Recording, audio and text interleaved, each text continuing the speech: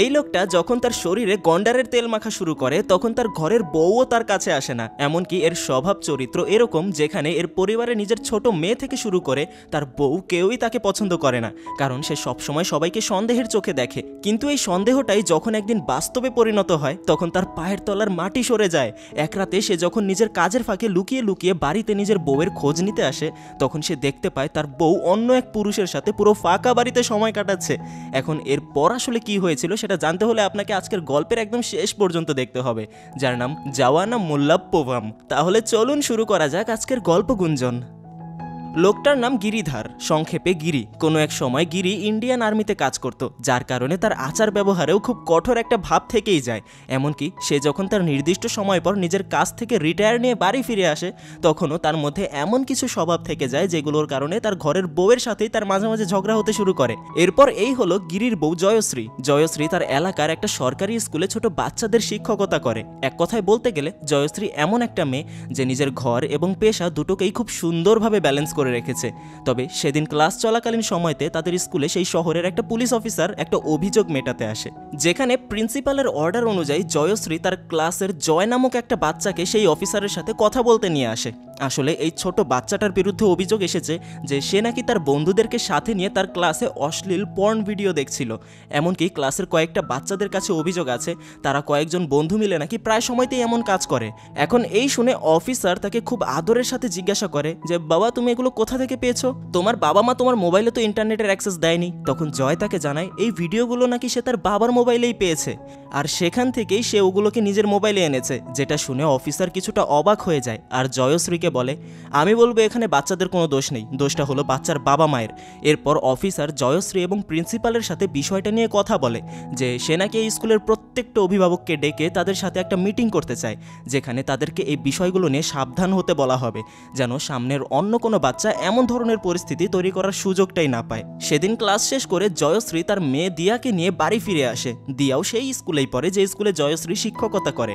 আর যদি দিয়ার কথা বলতে যাই তাহলে সে খুবই চঞ্চল প্রকৃতির একটা মেয়ে যে সব সময় নতুন কিছু এক্সপ্লোর করতে পছন্দ করে, আর সেটা যদি মোবাইল আর ইন্টারনেট হয় তাহলে তো কথাই নেই। এদিকে গিরির স্বভাব হলো সে যখনই সুযোগ পায় তার বন্ধুদের সাথে টিটি পানি খাওয়ার আয়োজন করে। সেরকমই গত সারাটা রাত এই টিটি পানি খাওয়ার পর আজকে সকালে সে বাড়ি ফিরে আসে আর এসে দেখে জয়শ্রী তার মেয়েকে নিয়ে এক সঙ্গীত শিল্পীর কাছে ক্লাস করছিল। প্রতি শুক্রবারে লোকটা জয়শ্রী আর তার মেয়েকে গান শেখাতে আসে, কিন্তু সে যখন বাইরে গিরিকে দেখতে পায় তখন সাথে সাথে নিজের ক্লাস বন্ধ করে সে তাদেরকে বিদায় জানিয়ে ওখান থেকে চলে যায়। আসলে কারণটা হলো গিরি তার বউকে সবসময় চোখে চোখে রাখে। এমনকি কোনো লোকের সাথে যদি জয়শ্রী দুই তিনটা কথা বেশি বলে ফেলে তাহলে গিরি ওই লোকটাকেই সন্দেহ করতে শুরু করে, সাথে তার বউকেও। এক কথায় বলতে গেলে গিরি হলো এমন এক জাতের মানুষ যে সব সময় তার বউকে সন্দেহের চোখে দেখে, যার কারণে তাদের মধ্যে সম্পর্কটাও তেমন ভালো যাচ্ছে না। দিন যত যেতে থাকে রিটায়ার হওয়ার পর গিরি বুঝতে পারে যে বাড়িতে তার সাথে কেউ তেমন একটা কথা বলে না, তার ছোট্ট মেয়েটাও তার সাথে তেমন একটা সময় দেয় না, কারণ ছোট থেকেই গিরি কখনো তার মেয়েকে তেমন সময় দিতে পারেনি। সব সময় তার কাজের কারণে বর্ডার এরিয়াতে তাকে থাকতে হয়েছে, আর এই সকল কারণেই গিরি মাঝে মাঝেই অতিরিক্ত পরিমাণে দুষ্টু পানি খাওয়া শুরু করে। আর এভাবেই তাদের দিন যাচ্ছিল। একদিন গোসল থেকে বের হয়ে হঠাৎ গিরি জোরে জোরে হাঁচি দিতে শুরু করে। তার হাঁচি যেন থামতেই চাইছে না, যা দেখে তখনই কি মনে করে যেন জয়শ্রী রান্নাঘরে ছুটে যায় আর সেখানে একটা ফুলের ডালা উঠিয়ে ওখান থেকে সরিয়ে রাখে। আসলে ঘটনাটা হলো যে সকল ফুলে ঘ্রাণ রয়েছে সেগুলোতে গিরির খুবই অ্যালার্জি। এমনকি তাদের যখন বিয়ে হয়েছিল তখনও জয়শ্রীর চুলে একটা বিশেষ ফুলের কারণে গিরির খুবই অসুবিধা হতে থাকে, আর সেখান থেকেই জয়শ্রী তার ফুলের অ্যালার্জি জানতে পেরেছিল। এরপর রাতের বেলা গিরি তার বন্ধুবান্ধবদের সাথে আবারও দেখা করতে যায়। সেখানে তারা সবাই একে অপরের সাথে নিজেদের সুখ দুঃখের কথা ভাগাভাগি করে, আর সেই রাতটা তারা এভাবেই আনন্দ ফুর্তি করে কাটিয়ে দেয়। পরদিন সকালে বাড়ির বাইরে ব্রাশ করতে করতে গিরির সাথে তার পুরনো এক বন্ধুর দেখা হয়ে যায়। সে বর্তমানে আইটি কোম্পানিতে চাকরি করে আর এবারের ছুটিতে সে গ্রামে ঘুরতে এসেছে। তো সেখানে গিরি তাকে জিজ্ঞাসা করে, আমার একটা সাহায্য করতে পারবি? আমি একজনের চোখের আড়ালে তার হোয়াটসঅ্যাপের মেসেজ দেখতে চাই। যেখানে তার সেই বন্ধু বলে, হ্যাঁ করা যাবে, শুধুমাত্র তার নাম্বারটা লাগবে। যেহেতু গিরির এই বন্ধু একদম শুরু থেকেই এইসব প্রোগ্রামিং এবং টেক রিলেটেড বিষয়গুলোর সাথে যুক্ত, তাই ছোটোখাটো হ্যাকিং করা তার জন্য কোনো ব্যাপারই নয়।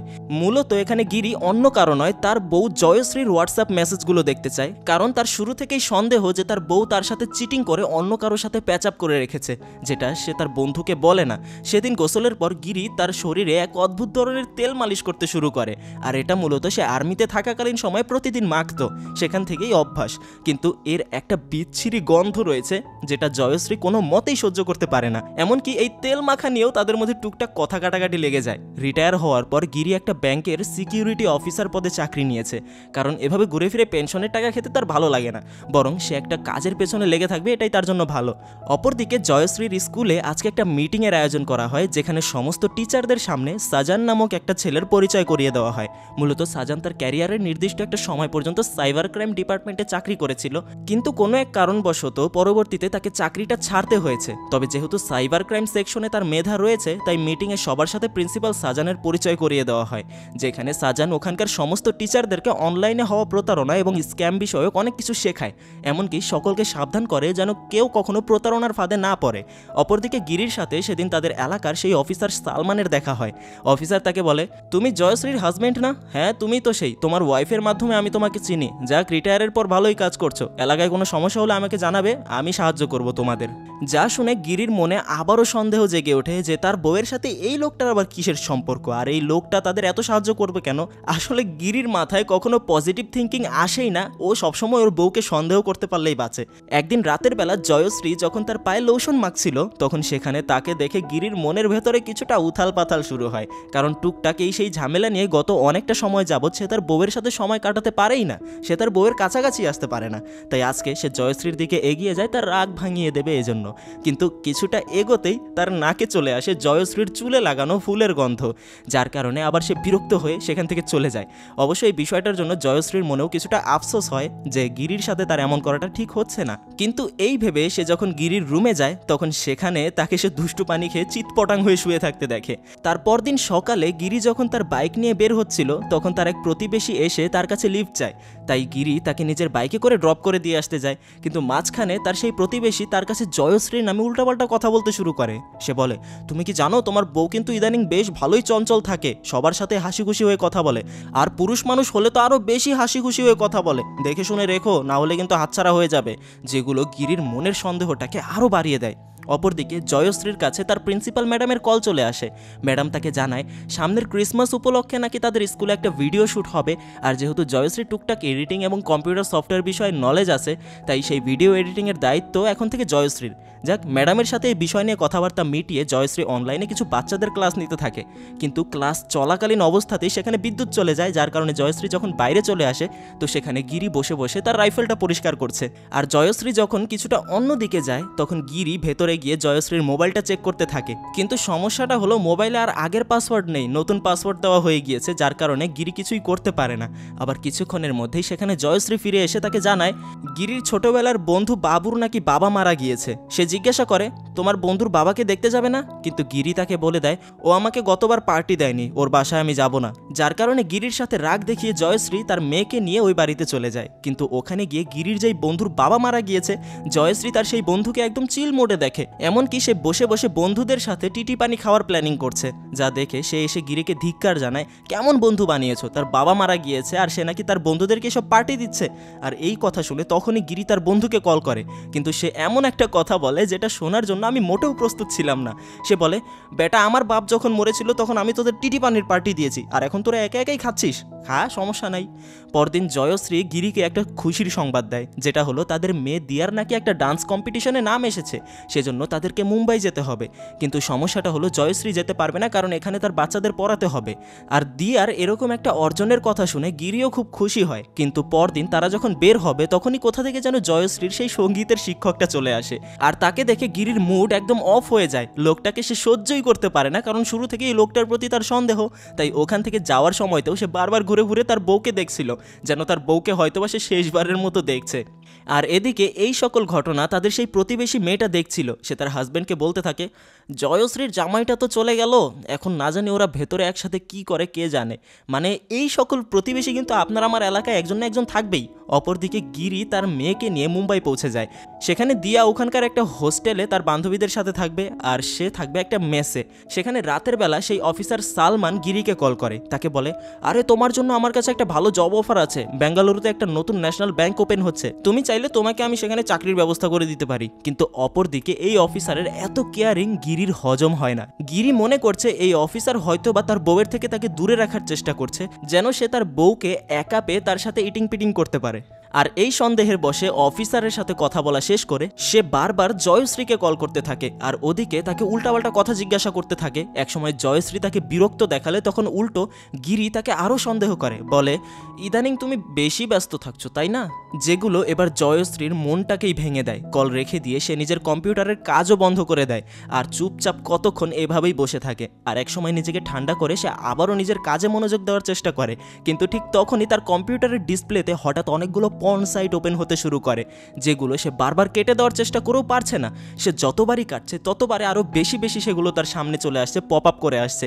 এমনকি এই ঘটনায় সে নিজের কাজেও মনোযোগ দিতে পারছে না, বারবার সেগুলো তার সামনে পপ আপ হয়ে আসছে। যার কারণে শেষে সে তার মেয়ে দিয়াকে কল করে আর তাকে জিজ্ঞাসা করে যে কম্পিউটারের কি যেন হয়েছে, বারবার উদ্ভট সকল জিনিসপত্র তার ডিসপ্লেতে ভেসে উঠছে, এখন সে কি করবে, কিভাবে এগুলো সরাবে। কিন্তু অপরদিকে তার মেয়ে কিছু বুঝতে পারে না। সে বলে আমাকে ভিডিও কল দাও, আমাকে দেখাও, তাহলে আমি বুঝতে পারবো।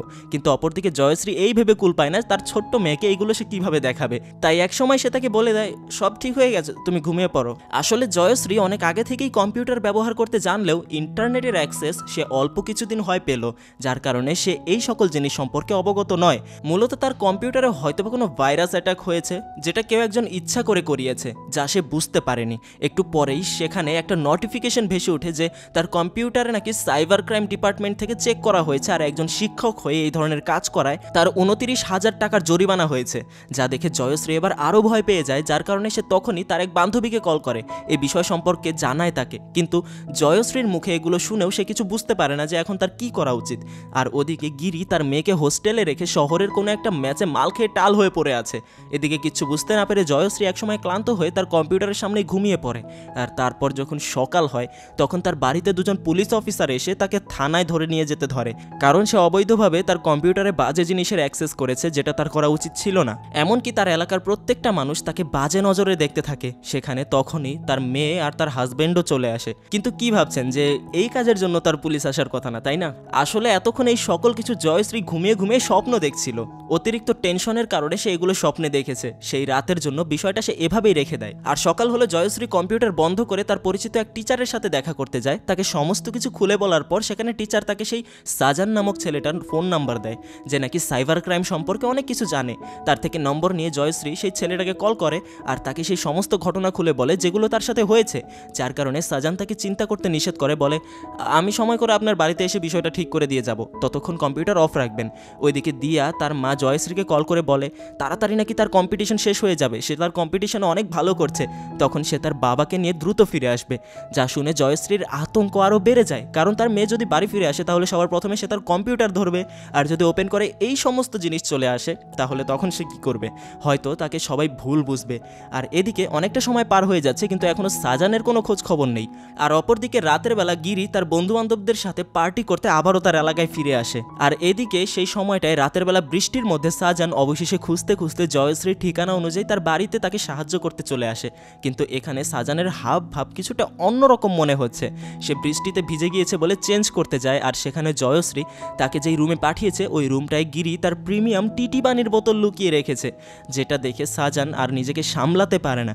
সে এক প্যাগ মেরেই দেয়, আর তারপর নিজের মোবাইলটাকে ওখানে চার্জে লাগানোর বাহানায় সে তার মোবাইলের ক্যামেরাটা অন করে রেখে দেয়। আর সেখান থেকে বের হয়ে সে জয়শ্রীর কম্পিউটারে তার সমস্যা সমাধান করতে বসে পড়ে। আর সেখানে একের পর এক ওই সকল পপ আপ নোটিফিকেশন আসতে দেখে তার চেহারাটাই কেমন যেন হয়ে যায়। তার মনের মধ্যে যেন কাম ভাব জেগে উঠতে থাকে। সে কতক্ষণ চেষ্টা করার পর জয়শ্রীকে জানায় তার কম্পিউটার নাকি কেউ একজন হ্যাক করেছে, আর এই সমস্যার সমাধান করতে তার 2 ঘন্টার মতো সময় লেগে যাবে। তাই জয়শ্রী যেন ততক্ষণ টেনশন ফ্রি থাকে।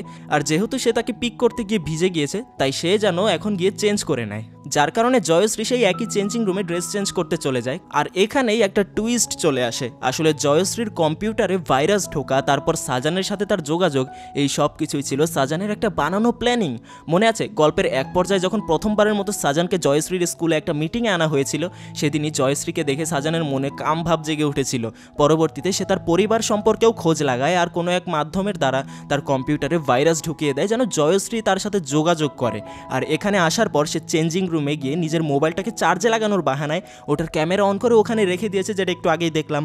কিন্তু জয়শ্রী ওখানে গিয়ে যখন চেঞ্জ করতে ধরে তখন সে মোটেও বুঝতে পারে না যে অপর দিক থেকে সাজান তার ল্যাপটপে সেই মোবাইলের ক্যামেরা কানেক্ট করে সব দেখছে আর রেকর্ড করছে। তারপর যখন জয়শ্রী চেঞ্জ করে বাইরে চলে আসে তখন জয়শ্রীকে দেখে তার ভেতরের পশুটা জেগে ওঠে। সে তাকে খারাপ খারাপ ইঙ্গিতে কথা বলতে শুরু করে যে আপনার হাজব্যান্ড তো দেখি বাড়িতে নেই, এমন তো নয় যে আপনি নিজের কাম বাসনা পূরণ করার জন্য ইচ্ছা করে এগুলো দেখছিলেন। যা শুনে এবার জয়শ্রী খুব রেগে যায়, সে তাকে কথা শোনাতে শুরু করে, দেখুন আমার কাছে আমার সম্মানটা সব থেকে বড়, আর আপনি যেটা ভাবছেন সেটা মোটেও ঠিক নয়, আপনাকে যে কারণে ডেকেছি আপনি সেটা করুন। অপরদিকে আমরা গিরিকে দেখতে পাই। আসলে গিরি যেহেতু আজকে পার্টির কারণে গ্রামে চলেই এসেছে, তাই তার বউ বাড়িতে কি করছে সেই খোঁজ নিতে সে লুকিয়ে লুকিয়ে তার বাড়ির পেছন দিয়ে তার বউয়ের খোঁজ নিতে আসে। তার মনে এই সন্দেহ যে হয়তোবা যখন সে নিজে বাড়িতে থাকে না তখন জয়শ্রী অন্য কোনো পুরুষের সাথে সময় কাটায়। এইভাবে সে যখন বাড়ির পেছন দিকের জানালা দিয়ে উকি দেয় তখন সেখানে জয়শ্রীকে কোনো এক অপরিচিত ব্যক্তির সাথে কথা বলতে দেখে, যা দেখে তার মনের সন্দেহ একদম নিশ্চিত হয়ে যায় যে সত্যি সত্যি হয়তোবা তার বউ এক চরিত্রহীনা। কারণ অপর পাশ থেকে তখন সাজান জয়শ্রীকে বলছিল, আমি তোমাকে প্রথম যেদিন দেখেছি সেদিনই তোমাকে ভালোবেসে ফেলেছি, চলো, তোমার জামাইটা এমনিতেও ভালো নয়, ও তোমার চাহিদা পূরণ করতে পারবে না, আমার সাথে চলো। যে কথাগুলো বাইরে গিরি শুনতে পেয়ে খুবই কষ্ট পায় যে জয়শ্রী তার সাথে এমন চিট কেন করলো। কিন্তু তখনই ভেতরে জয়শ্রী সাজানের ওপর রেগে যায়। সে বলে, আমি তোমার হাতের পুতুল নই যে তোমার কথা নাচতে হবে। প্রথমত আমি একজন স্কুলের সম্মানিত শিক্ষিকা, আর সব থেকে বড় বিষয় সেটা হলো আমি এক মেয়ের মা আর একজনের ঘরের বউ, আর আমি আমার দায়িত্বটা সব থেকে ভালো বুঝি। আমি তো শুধু বিপদে পড়েছিলাম বলে তোকে কল করেছিলাম, কিন্তু তোর মনে যে এমন চিন্তা সেটা জানলে সেটা কখনোই করতাম না। আর তার এই সকল কথা বাইরে থেকে গিরি শুনতে পায়। সে বুঝতে পারে যে তার বউকে সে কতটা ভুল বুঝেছে, তাই গিরি সোজা জয়শ্রীর সামনে চলে আসে। আর এতক্ষণ সাজান তাদের বাড়ির এক কোনায় লুকিয়ে পড়েছিল, কিন্তু গিরির হাতে তাকে ধরা পড়তেই হয়। গিরি তাকে ধরে ভয় দেখিয়ে সবার প্রথমে তার কম্পিউটার ঠিক করিয়ে নেয়, কিন্তু ঠিক করার পর উল্টো সাজান তাকে বলে যে জয়শ্রী নিজেই নাকি তাকে ফোন করে এনেছিল তার কাম ভাব মেটানোর জন্য। যা শুনে তখনই জয়শ্রী তাকে কষিয়ে একটা চর মেরে দেয়, এমনকি তার ল্যাপটপও ভেঙে দেয়, যার ফলে জয়শ্রীর করা সেই ভিডিও রেকর্ডিংটাও হারালো সে, আর তার জীবন নিয়েও এখান থেকে তাকে পালাতে হলো। আর তার পালিয়ে যাওয়ার পর এখানে উল্টো জয়শ্রী এবার গিরির উপর রাগ দেখায় যে আজকে নাকি তার জন্যই তাকে এমন পরিস্থিতি দেখতে হলো। সে কেমন স্বামী হয়েছে যে তার বউ তার বিপদের কথা তাকে বলতে পারে না? তার ব্যবহার আচার আচরণ এমন কেন যে তার বাড়ির মানুষগুলো তার সাথে কথা বলতে দ্বিধাবোধ করে? সে কেন এমন একটা মানুষ হতে পারেনি যার সাথে সবকিছু শেয়ার করা যায়, যার কাছে বিপদের কথা বলা যায়, যার কাছে হাসি কান্নার কথা বলা যায়? সে সবসময় শুধুমাত্র তাকে সন্দেহই করে গিয়েছে, কখনো তার কোনো সাহায্য করেনি, যে কারণে আজকে তাকে অন্য একটা মানুষের কাছে সাহায্য চাইতে হচ্ছে। এই সব দোষ গিরির। অবশেষে বলে, কোনো মেয়ের জীবনে যদি কোনো সমস্যা আসে তাহলে সেটা সবার প্রথমে দেখার দায়িত্ব তার স্বামীর, কিন্তু সে আসলে ওই জায়গাটায় যেতেই পারেনি। কথাগুলো শুনে এবার সেও ভেতরে ভেতরে গিল্টি ফিল করতে শুরু করে, আফসোস করতে শুরু করে। আর বোঝা যায় খুব সম্ভবত এখন থেকেই সে পরিবর্তন হয়ে যাবে। তারপর সেখান থেকে দৃশ্য 3 মাস সামনে এগিয়ে যায়, যেখানে জয়শ্রী তার মেয়েকে সাইবার অপরাধ এবং অনলাইনে যাবতীয় ভালো খারাপ সবকিছুর শিক্ষা দেয়। পাশাপাশি বর্তমানে গিরিও তার স্বভাব চরিত্র সবকিছু পরিবর্তন করতে শুরু করেছে, যার কারণে আজকে তাদের মধ্যে বেশ ভালোই একটা সম্পর্ক। গিরিও এখন তার বউয়ের সাথে বেশ ভালোই সময় কাটায়, তারা একে অপরের সাথে ফ্রি হয়ে গিয়েছে। তা কেমন লাগলো আজকের গল্পটা সেটা অবশ্যই কমেন্ট বক্সে জানাবেন। ভালো লাগলে তো লাইকের বাটন আছেই, আর খারাপ লাগলে কি কারণে খারাপ লেগেছে সেটা কমেন্ট বক্সে আলাদাভাবে জানিয়ে দেবেন। পাশাপাশি আপনাদের সবাইকে অনেক অনেক ধন্যবাদ যে এই কয়টা ভিডিও দিয়ে চ্যানেলে এই পরিমাণ গ্রো হবে সেটা আমি নিজেও কল্পনা করতে পারিনি। আর এই যে স্ক্রিনে এমন আরও একটা গল্প ভেসে উঠেছে, এই গল্পে ছেলেটার বয়স 30 পার হয়ে যায় কিন্তু এখনও সে বিয়ে করতে পারে না, আর যার কারণে একটা ম্যাট্রিমনি কোম্পানির সাথে যোগাযোগ করে পরবর্তীতে সে এমন একটা কট খায় যেখান থেকে বের হতে তার 12টা বেজে যায়। দেখতে চাইলে ক্লিক করে দেখা শুরু করতে পারেন। আর আজকের গল্পটা আপনি এই পর্যন্ত দেখেছেন সেজন্য আপনাকে অনেক ধন্যবাদ। সাবস্ক্রাইব করতে ভুলবেন না কিন্তু, এমন আরও গল্প আসবে সামনে।